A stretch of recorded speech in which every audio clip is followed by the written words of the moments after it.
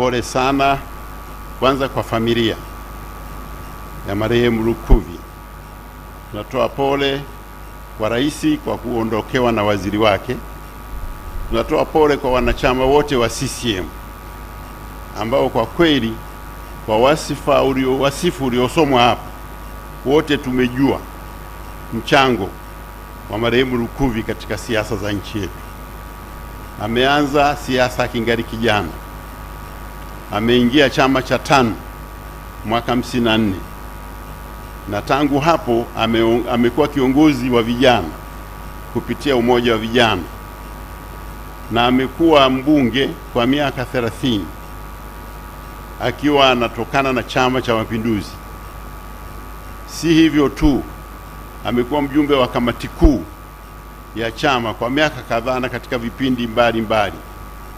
Kwa hiyo mchango wake katika chama chetu na katika nchi yetu ni mkubwa.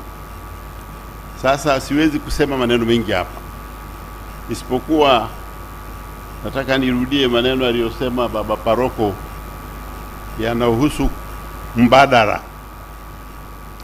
Kwa kweli, ingawa janga wao walisema walipata Pacome kama mbadala, sisi CCM tuna matatizo kweli ya kupata mbadala, kwa sababu kupata mbadala wa mtu ambaye ameandaliwa na ameongoza kwa miaka zaidi ya 30 ni ya ubunge, lakini ya uongozi wa chama ni karibu miaka 40 au zaidi. Sio kazi rahisi, ni kazi ngumu, kama ilivyo kwa madaktari kupoteza daktari bingwa ambaye inachukua miaka mingi sana kumsomesha.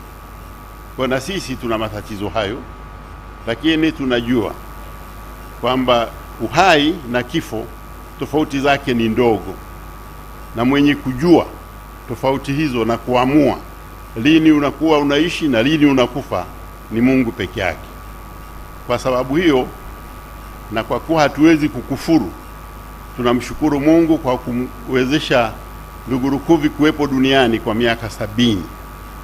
Lakini kazi aliyoifanya ni kubwa kuliko umri hata aliyoishi, na tulikuwa tunategemea angeweza kufanya zaidi ya hapo, lakini kwa sababu mwenye kuamua ni yeye, Mwenyezi Mungu, tunamshukuru kwa kumwezesha kuwepo duniani na kutoa utumishi uliotukuka katika chama na katika serikali yetu.